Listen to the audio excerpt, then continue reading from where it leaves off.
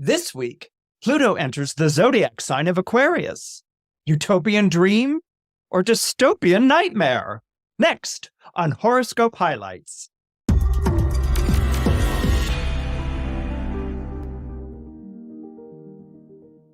This podcast episode is sponsored by Astrology Hub's Academy. Wherever you are on your astrology journey, we have a class that will help you get to the next level.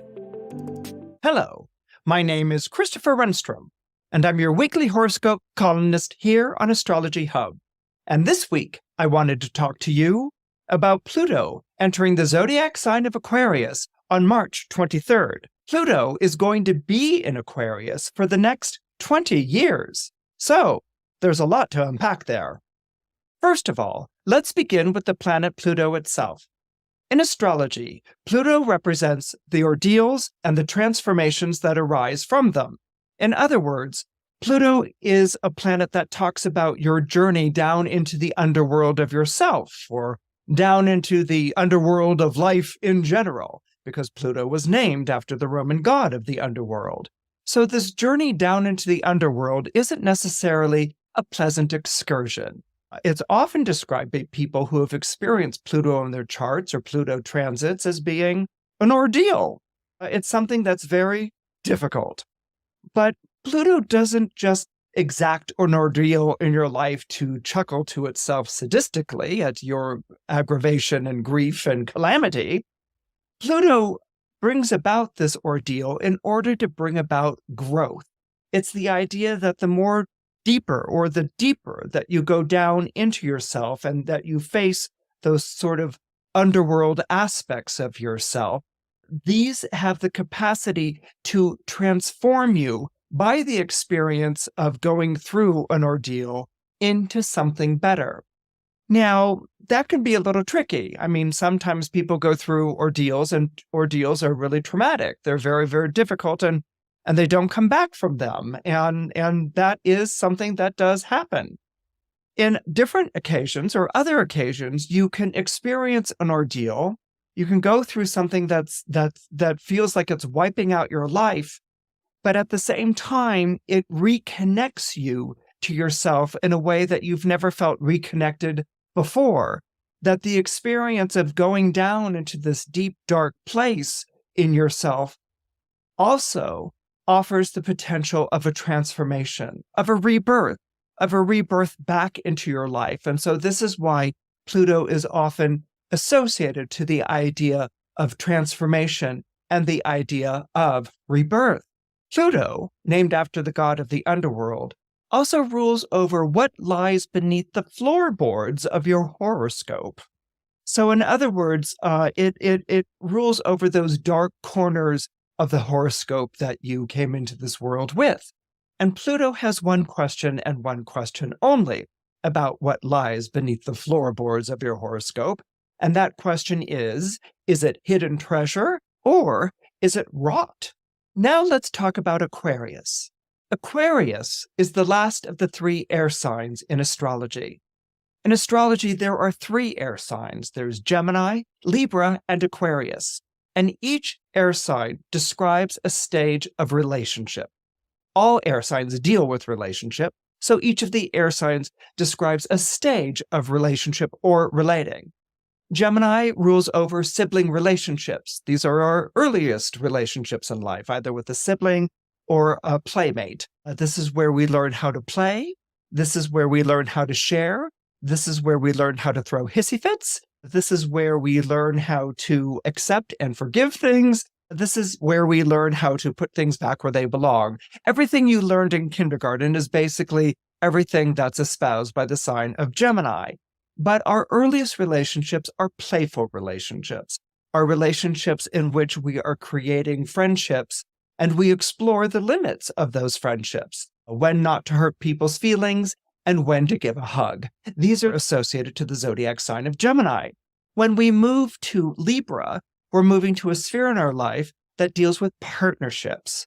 Okay, and in astrology, Libra was specifically associated with marriage, that sort of a partnership. It's the idea that you come from one place, another person comes from another place, meaning you come from one family and background, another person comes from another family and background, and you enter into a marriage. You build a bridge between these two families or these two areas of life. So the idea of working in a partnership isn't the same thing as playing around, poking someone in the ribs or making faces with Gemini. It's something in which the two people endeavor to take on the yoke or to take on the contract of a partnership and to basically coordinate efforts to work together as one for both people's interests. This is the idea of Libra. When we get to Aquarius, Aquarius deals with the group. Aquarius deals with society. It deals with the individual as being part of a greater society. So what it sort of essentially introduces is this idea that, well, it's basically the big ideal or value for Aquarius is that the needs of the many outweigh the needs of the few. So Aquarius is always keeping its eye on the bigger picture. Is everyone being heard? Is everyone being seen? This is something that's very important to the Aquarian mentality, that everyone be heard, everyone be seen, and everyone feel like they have a place in society. Because as far as an Aquarius is concerned, a society is only as good as the people in it. This is basically the big Aquarian mantra. Now, Aquarius, as I said, rules over society. And for an Aquarius, it's really an idealized society. It's the best that society could be. Air signs are very into rules and laws and principles, and they're very into height. Okay, when you think of air, you sort of think of air that circulates in a room, but when you also think of air, you can think of the atmosphere, and you can think of birds that fly in the air, and air signs at different times of a conversation are able to sort of take the bird's eye view of things. So with air, you always think of height, and with Aquarius, you're thinking of the highest height. You're thinking of the stars in the sky. So Aquarius will stand for ideals, eternal truths, and principles that inspire us to be better than we think we can be as human beings here on the planet. So the society that Aquarius espoused was the perfect society that Aquarius espoused, a society ruled by the highest principles, the best philosophy, the greatest values that people can conceive of, was basically called Utopia. Utopia was coined by the Lord High Chancellor of England, Thomas More, who served King Henry VIII. It was the title that he used for his essay about a great or perfect society. Utopia comes from the Greek words ou, which means no, and topos, which means place. So Utopia essentially means no place. Many people know that Uranus is the modern ruler of the zodiac sign of Aquarius. So let's start there. Now, did you know that the planet Uranus has a birth chart? Yes, it does. Everything that comes into being in time, everything that is born into time or discovered in time or begun in time has a birth chart. And so Uranus's birth chart is basically the time, place, and date that it was discovered. Uranus was discovered by the British astronomer William Herschel. And so its birth information is March 13th, 1781, 10:30 p.m., Bath, England. Now, for those of you who want to know, Uranus's sun sign is Pisces. Pisces with Scorpio rising and the moon rising in the zodiac sign of Scorpio. Those are the three essentials of Uranus's birth horoscope. But that's not what's interesting to us today about Uranus's birth chart. What's interesting to us today about Uranus's birth chart is that Uranus has Pluto at 6 degrees Aquarius in its birth chart, which means that in the next 4 years, Uranus, the planet Uranus, will be experiencing its Pluto return. I'm Georgia Stathis. I'm a business astrologer, publisher, author, and I'm very, very excited about what's coming up for all of you for free with the upcoming game-changing transits event. We're talking about Saturn's ingress recently into Pisces, Pluto ingress into Aquarius. I'll personally be speaking about the Jupiter-Uranus conjunction. It's research that I've done from a recent book that I wrote. So why don't you join us? Go to astrologyhub.com/game-changing to learn more and register for free admission. Aquarius has two ruling planets, Saturn and Uranus. Saturn is its ancient ruler, and Uranus is its modern ruler. Now, Saturn and Uranus have a very antagonistic relationship.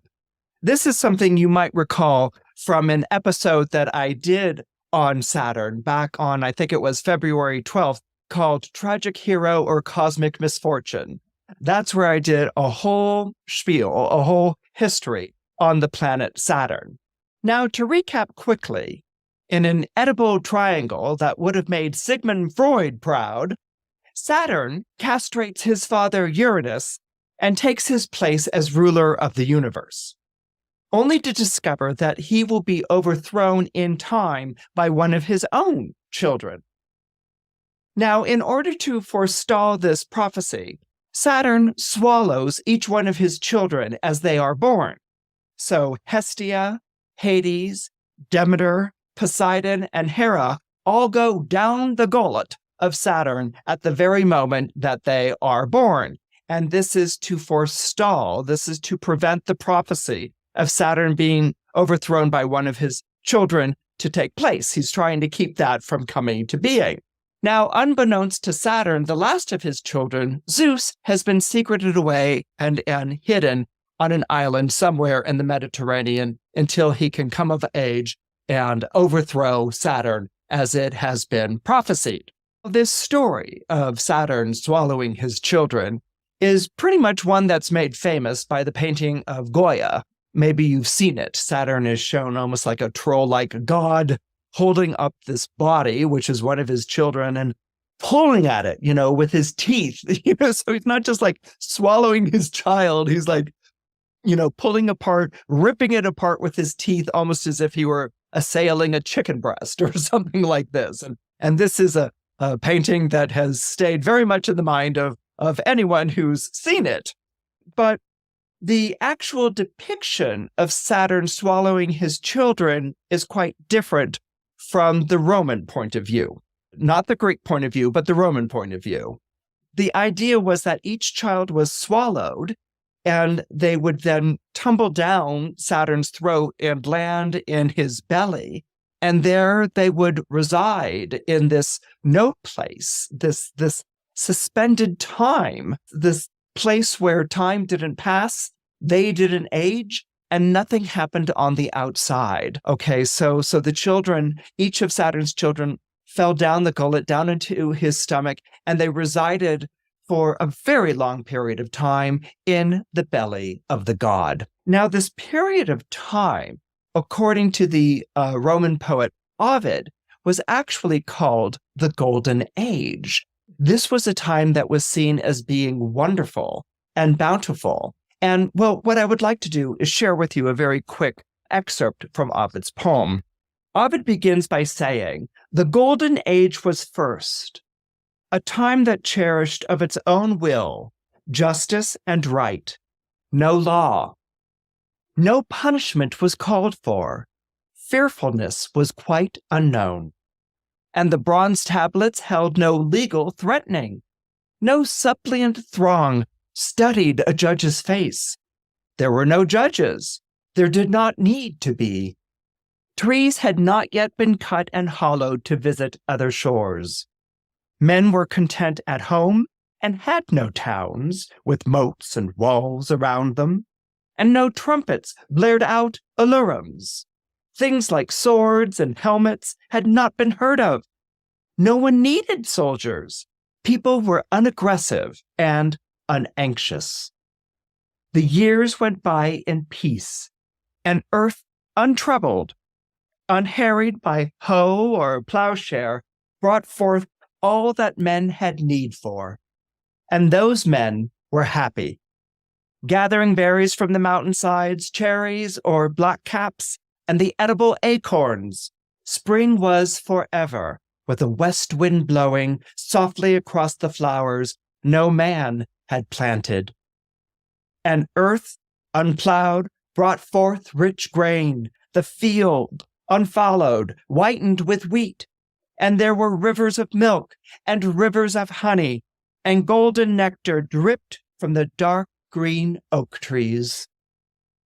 After Saturn was driven to the shadowy land of death, and the world was under Jove, Jupiter, the age of silver came in, lower than gold, but better than bronze.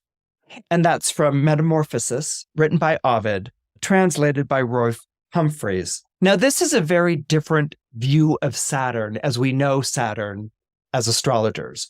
Okay, Saturn is often portrayed in astrology as being carnivorous time, okay, just eating its young, that you're born into this world, that you grow old, and that you're eaten by Saturn. Okay, so everything young becomes old and is supplanted by something that is younger. Baby boomers will be supplanted by millennials who will one day reach the age of baby boomers and then be supplanted by the next following generation. And it goes on and on and on. This process of decline, which is really how the ancient Romans saw it, this process of decline from the golden age to the age of silver that was brought about by the escape of Zeus and Zeus rescuing his brothers and sisters, this led to a decline through time, a decline through history. Everything became less golden. You go from, according to Ovid, you go from the golden age to the silver age to the bronze age. I think after that, there's copper, there's iron. I don't know what age we're in specifically. Maybe we're in the age of plastic. That's the age that we're in. And in any case, this unstoppable decline is what is brought about with the end of Saturn's reign. So this is very important for our understanding of the relationship between Saturn and Uranus, the two co-rulers of the zodiac sign of Aquarius. You can think of Saturn as the past, all right? This is the golden age. Okay, so Saturn represents the past. It's the golden age, the Garden of Eden that we were thrown out of, right? And then Uranus is the future. Uranus is the future. It's the time that stretches before us like a blank page with all the promise of what writing on that blank page could possibly be. Uranus beckons to us to reach for the stars. Uranus beckons to us to embrace the highest concepts and virtues and truths that humanity has espoused. Okay, so where Saturn is pulling for the past, Saturn wants us to go back to a time when things were better, okay? Saturn is pulling us to go back into the golden age. Uranus is pulling us to advance, to go forward, to embrace the highest invention, the highest ingenuity, the highest governance, the highest creativity that humanity can envision and that is yet to occur. So there's past and there's future. And everyone born under the zodiac sign of Aquarius swings like a pendulum between the past and the future back to the past. In other words, the more Aquarians feel stuck in a rut in their lives and that they can't make any choices and that everything has been formatted and fit for them, the more they want to burst out of that and overthrow the structures, overthrow the rules, overthrow the laws of their lives, and run towards something that's new and different and hasn't been experienced before. That's when they sort of go from a conservative to a more outward side, more futuristic side. But the more out there that Aquarians become in their lives, the more like I've gone too far. I'm out there. I don't know what I'm doing with my life. I'm missing this format. I'm missing this structure. I'm missing those things that gave me a sense of place. Then the Aquarian swings like a pendulum from the Uranian side back towards the Saturn side. And so Aquarians can swing between the Saturn side and the Uranian side. Sometimes once every 14 years seems to be about when that shows up. And so they're in this constant swing that's going on where they're trying to find the best of the two, the best of both worlds. Now, in the horoscope that's drawn up for Uranus, right? The horoscope that is drawn up for March 13th, 1781, 10:30 at night in Bath, England. Okay, the moment that Uranus is discovered, the moment that Uranus comes into being. All right, so this is Uranus's horoscope. What's fascinating about the horoscope that's drawn up for Uranus, other than the fact that it has Pluto in Aquarius, which is something that's very relevant to us now with Pluto about to enter the zodiac sign of Aquarius, what's fascinating is that in Uranus's birth chart, Saturn and Uranus are literally opposite one another. It brings home this antagonistic and oppositional relationship that takes place between Aquarius's own ruling planets. Aquarius's own ruling planets, Saturn and Uranus in its chart, are opposite one another. And it's fascinating when you think of what was going on in 1781. The Revolutionary War had not yet been finished. Okay, so America's war for independence isn't yet done. It doesn't end until 1783.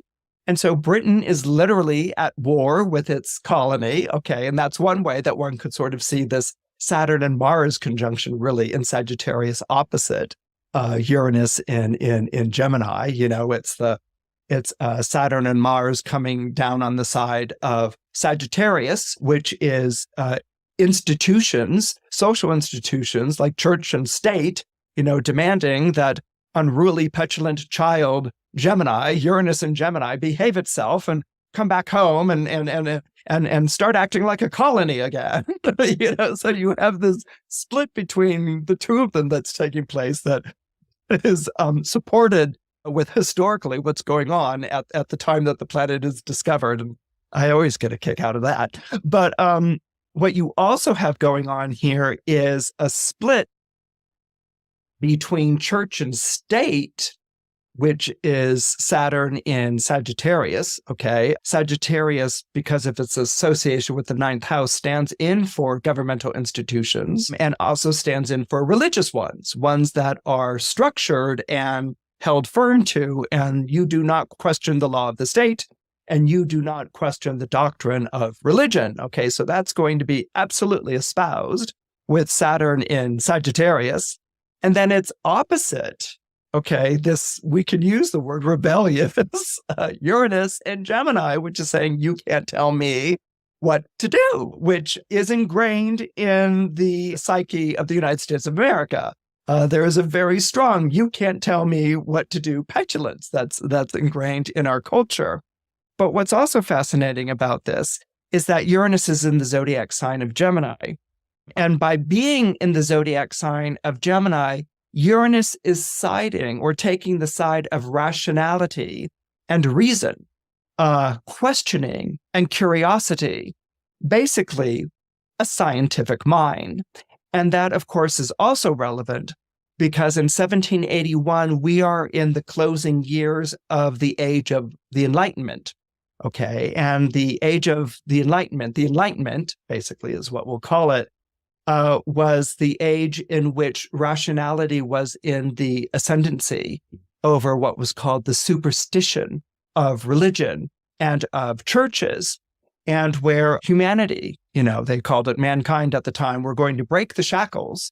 They were going to break the chains of superstition, and they were going to break the chains of caste and social order, and they were going to enter into this fraternity. They were going to enter into this brotherhood. They were going to enter into this freedom. And we were going to live in a world in which no one genuflected in front of a pope and no one bowed in front of a king, that it would be society, it would be mankind that would rule itself. And what's very important about this period of time, 1781, right, which is the discovery of Uranus, in 1776, you have the Declaration of Independence in the United States of America. And in 1789, or really rather 1787, you have the beginning of the French Revolution. What's important about this period of time is that what had until this point in Western history been a theoretical enlightenment. I mean, enlightenment with its promise of the pursuit of happiness and egalitarian for everyone and liberty and freedom could sort of sound like castles in the air. It could sound like foolish dreams. This is the period of time between 1776 and 1787 when these ideas of a utopian society are being put into practice. Okay. The 13 colonies are going to become the United States of America under the U.S. Constitution. Okay, so it's going to go from colonies to a country that is founded on these Enlightenment principles. In France, what you're going to have happen is that the French citizens are going to overthrow the monarchy and overthrow the privileged class, the nobility. They're going to shake off centuries of feudalism or centuries of a stratified society, centuries of being dominated by the papal church, and they're going to throw that off and they're going to embrace liberty. So these theories, these ideals are going to be put into practice in the U.S. Constitution and the Declaration of Rights of Man and Citizen. Okay. Both of these documents, one comes out of America, the other one comes out of France. Both of these documents come into existence in the same year, in the year 1789. And that is when Pluto is little more than halfway through Aquarius. So these things are very relevant to beginning to understand how Pluto in Aquarius is going to affect us now. Both documents had their light sides and their dark sides, right? On one hand, one could say, oh, the U.S. Constitution, America is going to become a democracy, the first experimental democracy on the surface of the planet, all right? But, at the same time, it was like, and don't pay attention to the fact that it's built on slavery. Okay, so it's democracy for the few, but not for the enslaved or for women or for the indigenous peoples. Okay, so it was very much a particular kind of democracy. And so that's the dark side of the Constitution, because it actually enshrined that kind of dominance of basically a ruling class, which was now going to be a democratic one. We didn't have a king, but there was still a ruling class, which is people with lots of money. When we go and we look at France, the Declaration of the Rights of Man and Citizen, it indeed overthrows monarchy. Can we really appreciate the centuries of ingrained culture that this did? When the French citizens took up against the monarchy and overthrew it, they overthrew centuries of institutions that had regulated, ruled, and dominated their lives, in this cry for freedom, in this cry for release and for equality. But at the same time, right on the heels of 1789, when the Declaration of the Rights of Man and Citizen is brought into existence, you have the Bloody Terror. Okay, you have wheeling out the guillotine and chopping off the heads of the monarchy, of the nobility, of anyone who disagreed with what the revolutionary class in France was saying at that time. And it was a bloodbath. A lot of people got their heads chopped off. It's the ultimate expression of cancel culture was the guillotine, that if you didn't agree, you were sent to it and your head was chopped off. And that was called the French Terror. So basically what both of these examples with their light and their dark sides ask is the question, what price progress? Nowadays, our society feels split into two camps. There's one camp that says potato, and there's the other camp that says potato, and both camps want to call the whole thing off. This is something that we hear about a lot in our media right now. And so the question becomes, how do we reconcile that? What can we turn to? One of the things that Aquarius represents is truth. Okay. Aquarius is a zodiac sign that espouses principles, eternal truths, shining ideals that are meant to lift our sights from our day-to-day grind. We look to the heavens, to something that's greater than ourselves, and we guide our lives by that. As astrologers, we guide our lives by the stars, but in society, there's guiding your life by higher principles, higher virtues, the best that humanity has to offer. And Aquarius believes in this. Aquarius believes that the highest of all of these is truth. Now, somebody somewhere once said, truth sets you free. I think we're all familiar with that phrase, that the truth will set you free. But how can the truth set us free now, when both sides of our social divide trundle out facts and stats and cite them as if they're truth, yelling at the other side, and the other side shakes its head and says, I don't believe it, I don't believe it, I don't believe it. Okay, both sides must despair at the truth ever setting anyone free, because the person on the other side of the divide isn't understanding your facts and stats that you can point to, the truth that you understand and you espouse. That seems as plain as the nose on your face. You know, how do you talk to people who are taking their own stats and facts and flinging them back? You know, it's a food fight. It's an intellectual food fight that's going on right now in our cultural divide. So the question is, how do you talk to that? How do you live with that? Do you